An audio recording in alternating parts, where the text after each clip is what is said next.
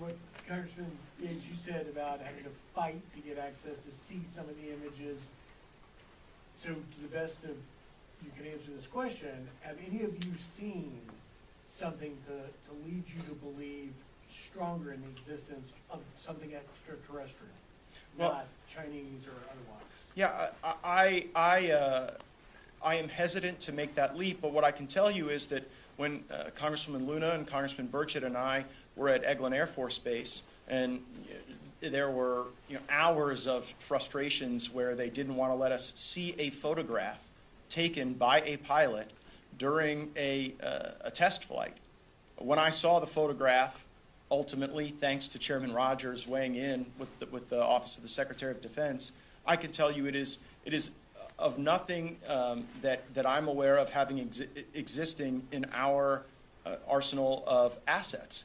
And I'm on the Armed Services Committee for 7 years. I'm not unfamiliar with the things that we have at our disposal, and it was not something that I could classify as something that we would possess or a capability that any of our adversaries possess, because we also keep pretty close eye on those capabilities as well. So that leaves the question rather open. Matt? In the testimony, there was 13 or 14 documented near misses with our aircraft. So that alone we should ask the question, what's going on? If it's our own people, why are we putting our own people at risk? Matt? Have y'all had your questions answered from what happened at the start of the year, the spy balloon incidents? And you guys all keep mentioning China. Why couldn't it be Russia or some other nation? Well, What makes you assume it's China? yeah, I don't have a lot of unanswered questions from the Chinese spy balloon incident. I can tell you that our concern about China, particularly in the Gulf of Mexico, emerges from their increased activities in Cuba. And if they are building out more capabilities, and frankly, you see a leveraged buyout of old Russian assets in Cuba being turned over to Chinese control, and so that's what animates our interest in that. Yes, sir. Okay, so my first question is, are we seeing any actual progress towards actual transparency? And second of all, in regards to the UAP Disclosure Act, Congressman Burchett, what kind of changes would you like to see to be done to it? First answer is no.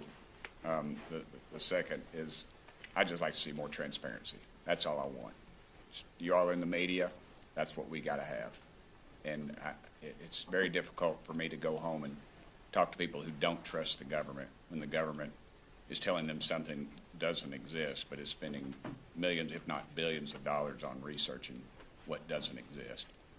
If I could jump in too real quick. To be clear, I think that Schumer's efforts here are probably the floor as to where we would like to see disclosure begin.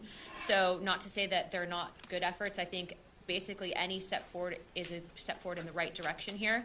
But again, going back to just what we have faced, it shouldn't be the case that it is this complicated to release this information. And also just to put it out there, I mean, it should scare the American people that there is maybe, whether it's special interest or corporation, that thinks that they have a say in what your taxpayer dollars go to, and also what information The American people are not stupid. We can handle this information. Other countries have declassified similar information, and it's time that the United States steps up to the plate and does the same. One aspect of the Schumer amendment that draws a little concern for me is an appointed body that would review information or photographs or what have you before it's released to the public. That is an appointed body that the American public would have no control over. It'd be appointed by a politician. You'd know who would be on there. You'd have the missile defense companies. You'd have the usual cast of characters. And to me, that casts a chilling effect on the whole thing, in my opinion. I want to add something that Tim said, because I want to give him some credit. So back to your question of have we seen progress? I mean, listen, it's not like the 118th Congress is doing a lot of things, right? So in fairness, right, I think we're at the same pace. I think because of Tim's efforts and the group behind us, we are actually seeing a lot of progress. First of all, we had a hearing in the House that had never happened before. The Intelligence Committee had a hearing that didn't happen in 50 years. Okay, we've now had multiple press conferences on this. You're having legislation introduced not just in the House, put in the Senate. So this has come a long way from the times when Harry Reid was talking about it or Marco Rubio was talking about it. You now have a bipartisan, bicameral effort. And so, this place does a lot of things, unfortunately, incrementally, right? It doesn't do big things at the moment.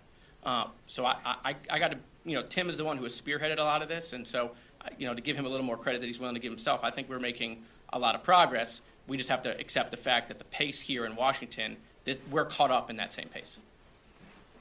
Yes, sir. Now, have you been able to see any documents or videos, etc., that would be considered classified? And follow up that if there's a yes there. Yeah, yeah, no, I mean, we have. And so, when you see them, have you said to yourself, there's no way this is a threat to national security? Why is this still being classified? I have reviewed classified information, and thereafter, wondered to myself why that would be classified. And so I have had those concerns. I've also, as a member of the Armed Services Committee, seen some radar signatures and other information that even my colleagues who are not on the Armed Services Committee have not been able to see, and that concerns me as well. I think we ought to democratize that information at a minimum throughout the Congress, and I think more productively with the American people. We'll take one more. I was just going to say, I've seen stuff by whistleblowers that you would all be scratching your head. Go ahead, last question. Congressman Gates, you mentioned members of the House Intelligence Committee pushed back on this. Did they give you any reason for that? I mean, what are they saying? Can you characterize that? When, the reaction I've gotten is just sort of a broad brush national security concern. There's not been really an itemized critique of the Burchett amendment to the NDAA. It's been more just a generalized veto from the Senate Armed Services Committee and the House Intelligence Committee, and that's most unfortunate. Great, thank you all so much.